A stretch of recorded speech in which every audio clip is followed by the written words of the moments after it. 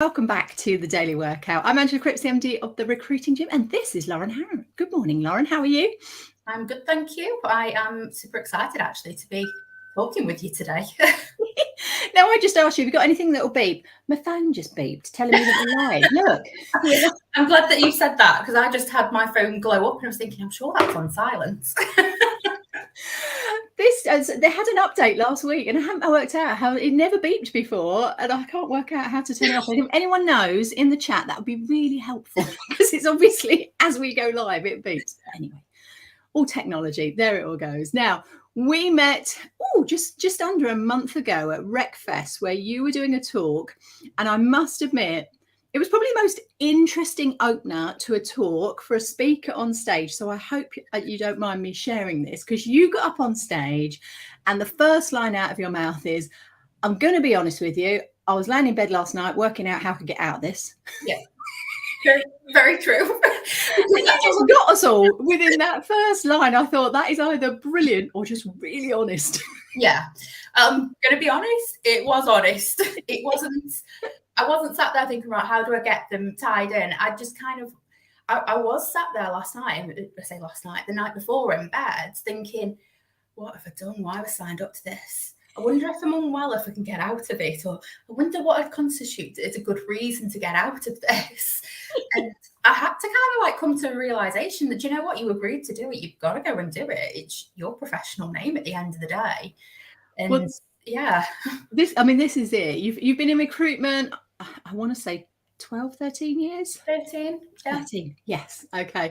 And what you were actually speaking about was imposter syndrome. Yeah. We had Greg Savage on yesterday. This is My Life in Recruitment. He's had 44 years nearly in recruitment. But what was fascinating was when he talked about when he started, he felt like a total imposter. So it doesn't matter who you are, where you are, how much experience you've got. We've all suffered from it at some point in our lives, haven't we? Yeah, absolutely. And this is what I wanted to bring to the forefront during that talk, because I felt that being more open and vulnerable with people to say, hey, I'm really struggling with these feelings. More people have actually said, do you know what? I feel the same. Would you know what? I felt like that. And it's kind of built a strong relationship with people for me to say, how are you feeling today? And I've had people reach out across the business and say, I feel like a bit of an imposter today. Have you got 10 minutes for a quick chat? And that for me has been invaluable, really, because it's been, I spoke about during the talk about your true authentic self. And that ultimately is what we are. We're being vulnerable. We're laying ourselves out there for others to accept or to walk away from. And I don't see how anyone could walk away from saying, hey, sometimes I don't feel like I should be doing this, or I don't feel like I should be trusted to do this. I like that. Yeah, should be trusted to do this, because you're right. Recruitment, there's a huge amount of trust in that. We are dealing with people's lives and livelihoods, and therefore I've always seen it that way, that we need to treat it with respect, and that you do need to think about the impact that you have on others. So let's get into your life in recruitment then. So how did you join the recruitment industry? How did it all start? Bit of a strange one, really, because I actually resisted going into recruitment for about 12 or 18 months. My mum is in recruitment, and she was the one pushing me to say, go and give it a go. I think you'd really enjoy it. I think you'd be good at it. And I kept saying no. And I remember she even set me up with a job interview that I never even turned up for. And now as a recruiter, I sit there and go, that was very, very bold not to do that. But ultimately, I was working in a call centre. I was doing retention in a call centre and sales, and a job posting came up. And it was actually for a HR junior. I was about 19, maybe 18, just about to be 19. And I actually got the job. And I remember, and now I look back and sit there and go, who would give 19-year-old me the job as the HR junior, answering the absence line and taking notes and disciplinaries and sifting through applications? I've never done anything like that before. But as part of that process, I realised I really love talking to people still. And that's what I enjoyed about being in a call centre, really. I can talk to people all day and get paid to do it, really. So that is a great grounding for recruitment, because talk about rejection. Oh, God, yeah.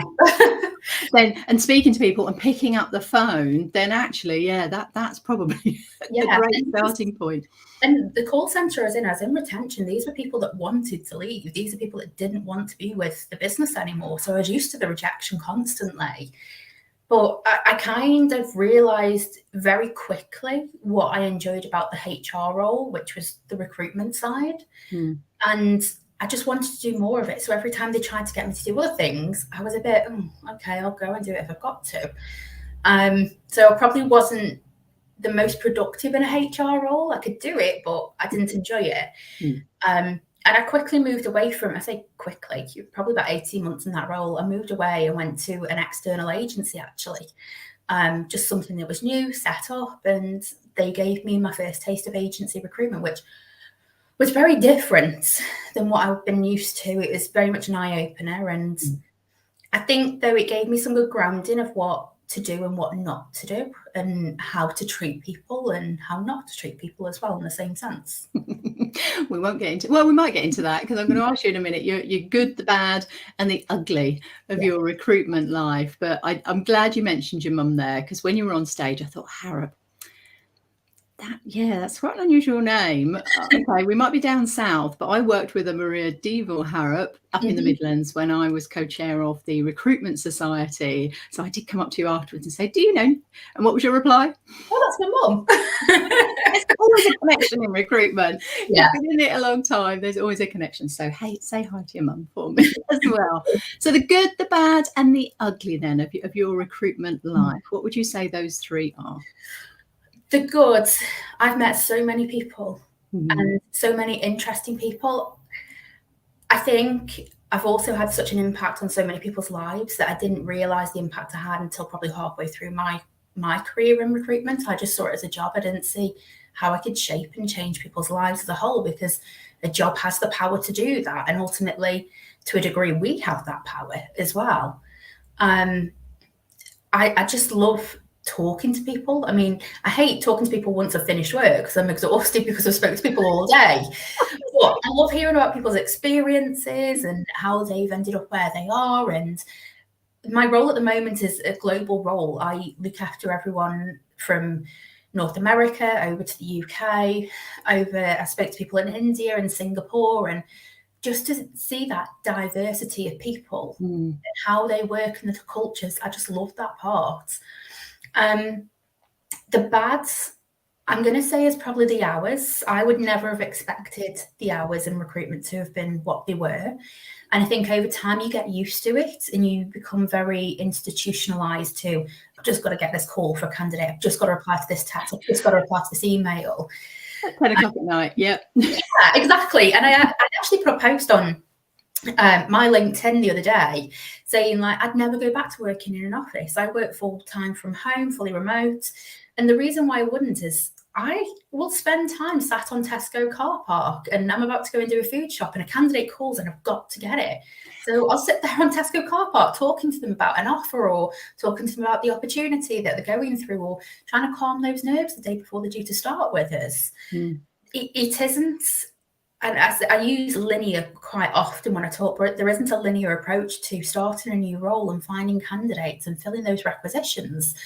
You've got to be flexible. And I think the bad side that comes with that is you're constantly switched on. You're constantly thinking, oh, this person, or you meet somebody new out and about and you're thinking, oh, what do you do for work? And you're going through your mind of going, what vacancies have I got? Where could they sit? Who could it fill? Where do you work? Are you responsible for recruitment? Yeah, I know. It's awful, isn't it? The fact that you are really interested in that person, but you're always linking it back to what you do and your network. So I get that. I totally get that. But that's a true recruiter. But it's also, I say it's bad as well, because every time somebody says, oh, what do you do for work? I kind of sit there and go, oh, please don't ask me for help. Please don't ask me for help. Because the amount of candidates that you get as well, like, oh, can I just send you my CV to take a look at? Oh, can you help me with this or that? And as much as I love to do it, it also encroaches then into your personal time when you should be switching off, where then we can become better versions of ourselves because we're well rested. Yeah. And I think that's taken me a long time to realise that. And I think only working remotely since COVID, I realised how difficult it is to try and have that separation, that degree of separation, because for me, yes, this is remote, but I've never not been remote in that sense, because that phone is always attached to me because of the calls. Now, do you have a work phone and a personal phone? No. That's the difference, I think, because I'm the same. My sister has a work phone and a personal phone, and when she's on holiday or weekends, the work phone stays in the drawer.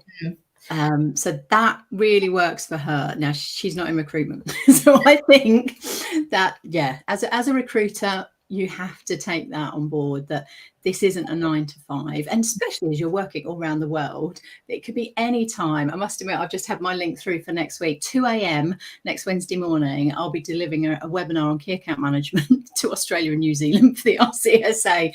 It could be any time in the world. Exactly, yeah. And my team and my direct manager are actually in Canada. They're 5 hours behind me. Well, you did say that when we were in the green room. You said, "Oh no, this is great because everyone's still asleep." And I'm thinking, lazy buggers. No, so clarity. My team and my direct line managers, all of my P&C team or people and culture team, I say all. There's 2 that are in Australia, but everybody else is in Canada. So right now, everybody's either logged off for their evening or still in bed asleep. So I definitely won't get any pings during this anyway. So this is my admin time for me. Well, that's great that you have that space actually, and I can just crack on. I need to make sure everything I need for me is done, because it's going to be reactive after that. Okay, the ugly. You can take this however you want. What's the ugly in recruitment? This is probably, I don't want it to offend people, but I think the ugly is people in recruitment. I think it's us as recruiters. For so many years, I felt like I was battling against other recruiters. And I felt like it was such a competition, because we're always after better, smarter, faster. Who's going to get the candidate, especially in agency recruitment. Even if you move away from agency and go to in-house, you're then battling against agencies still, because you don't want your hiring manager to go and use an agency, or you've got restrictions around PSLs. And for so many years, I found that we were battling against each other, and I just don't agree with that. The last 4 or 5 years, I've taken it in to be more of a networking approach with other recruiters. Off the back of the talk I did at RecFest, I've actually set up a recruitment imposter network. So just so anybody who's in recruitment, if you feel like that imposter, come and join the group and support each other, and let's help each other. I quite often work with other recruiters. So I work in-house, but I will work with other recruiters that are external if I know somebody's right for a role that they've got, because I don't want to stand in the way of that candidate's opportunity. I won't get anything for it, but what I will do, though, is build that network of strong individuals around me that have that same mindset. But for so many years, even in an agency where you should be working together with one common goal, everyone was just fighting against each other.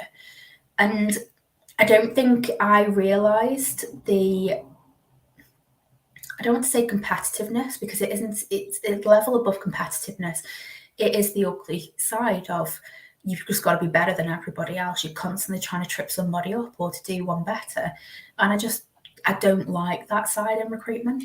Well, that would feed your imposter syndrome as well, wouldn't it? If people are getting in before you, I can see that's Louise Triance, I believe, from Recruiter Zone, saying, "I wish I'd seen your talk, but I heard great things about it." She was really... Anyone that wants to see the talk, it says there is actually a link on my LinkedIn profile. It is now live, the recording is, so feel free to take a look at that. I think I posted it on Wednesday or Thursday last week. Fantastic. Charlotte, if you can find the link to that would be wonderful. Plus also then your group, is that on your LinkedIn page as well? Yes, it should be. If you have a look for it, though, if you can't find it on the page straight away, it's under the Recruitment Imposter Network. I did also set up one for general HR off the back of that, because I got loads of people in HR reaching out that dabble in that internal recruitment that also have that. So that's set up as well. It's more a support network for each other, and the amount of people that I've met just by setting that up, and the amount of messages I got the day after RecFest was unbelievable. How many people felt the same but had never discussed it.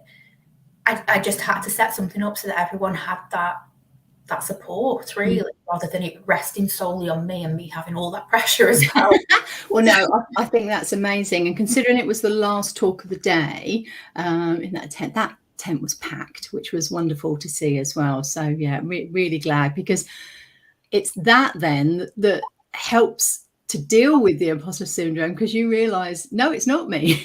No. And it's probably the situation that you're in, and it is probably recruitment as well, doesn't it? It is. And when I saw the amount of people in there, the first thing I was thinking is, oh my God, I've got to talk to these people. They're all expecting me to fix their imposter syndrome. And that's why when I stood on that stage, I went, I can't fix it. I'm afraid you've got to do that yourself. But it's actually, it was reassuring for me to go, everyone's here because they've either felt it or know somebody and supported somebody who's felt it. And as reassuring as that is, it's also really disheartening that so many people have felt it. But the amount of engagement I felt from the audience, those people that were nodding along, or you could see them like making notes, and it just felt like there was no one on the phones that were trying to do other things. Everybody was so, I would say, on board with what I was discussing. And I thought that was going to be a little bit of a hit and miss subject, really. If somebody would want to attend, I thought it might be bypassed for technology, or I don't know, candidate experience, anything like that, really. No, we could see that. I want to put the comment, read the comment here from Pippa as well, saying, you're so right, Lauren. When I first started in recruitment, your colleagues, even if they're working in a different sector, were not happy if you were doing well, which is just awful. Now, I was very lucky. The teams that I worked with in recruitment, and maybe it's because we were on a team bonus. So do think about that, everyone. And if that is your situation and everyone's ultra competitive, good competition, love it, so that you have something that's fun during the week and someone gets a silly prize at the end of it, to just help motivate everyone, fantastic. But yeah, true competition where you're actually trying to knock each other out, no one wins from that, because the company won't win, and you'll end up in a bad place as a business. No. So yeah, do think about team bonuses. That worked brilliantly for us. We're a team of 11. We all helped each other. We all supported each other, because we knew if we were all successful, we'd all earn more money. Yeah, and Pippa's so right there. It doesn't matter, even if you're working on a different industry, they weren't happy for you to be seen to be doing well. And I've never understood that. I'd love more of a cheerleader mentality rather than it being a soul crushing mentality, because that's effectively what we're doing. We're belittling people. And I think that's one of the ugliest parts of recruitment that I'd seen over the years. And it does impact your confidence. It impacts that imposter syndrome. You're going, oh, perhaps I'm not doing something right. Perhaps I'm not good enough. Why do we want to do that to each other when we've all got the same common goal, which is to find the best people available? Yeah. Now, actually, Charlotte, if you can get the other link as well for HR, because we do work with in-house recruiters as well, and the HR departments, and training them as well. So let's get their support as well. If you've got a question for Lauren, this is your moment, because we're finishing up. It's a last question. Get it in the chat if you'd like to. If you're over on LinkedIn, maybe click on the Crowdcast link. Come and join us here so that you don't miss any sessions this week. Tomorrow we've got Hung Lee, so that's going to be interesting as well. So my last question to you, Lauren, if you were doing it all again and you were starting again, it's 13 years back, what would you have liked to have been told as a recruiter? What would be your top tip to someone joining our industry? The thing I wish I'd been told, and what I'd know now, is you impact everybody's life, and you need to have that consideration. It isn't just about a sales mentality of hitting those numbers. You have got an impact on people's future career, their progression, their home life, the way that you communicate with those people, the way that you communicate either unsuccessful candidates. If you do it the right way, you'll have a strong network around you still. They are probably more important than the candidates that you place. And I wish I'd known that 13 years ago. It's, like I said, it'd probably taken me 5 or 6 years to realise that myself, to go, actually, the people that I don't place are the ones that are so important in my own networking circle. I really wish that other recruiters would see that, and I really wish that other recruiters would help each other out by referring those candidates even. But I think we just need to understand that there are humans on the other side of what we're doing. They aren't just names, they're not just candidates. They've got feelings, they've got families, they've got ambition. And I think for me, once I realised that, that's when it sounds daft, but the game changed. It wasn't just sales and placements, it was humans. Yeah, that's fantastic. I think that's going to be the workout for today then, is to think about everyone that you're speaking to, the relationship that you have with them, and what's your thoughts towards them, what's your objectives. And yeah, if it's to help make this person's life better, you're on the right track. Yeah. Lauren, that's been brilliant. Thank you so much for sharing. Where hopefully you'll get some more people to help support that group as well. The fact that it is a support group, it's not just you, it'll be everyone helping each other. And that's why I love things like Team, because they share placements, they all work together, they're all different agencies, they're not competing, they're supporting. So we'll get that link in there as well. If you're thinking about joining a network, then that would be a great one as well. Wonderful. Thank you for your time. And I'm sure we'll see you back again at some point. Lovely to have you on. Thank you so much. My pleasure. Have a great day. Bye-bye.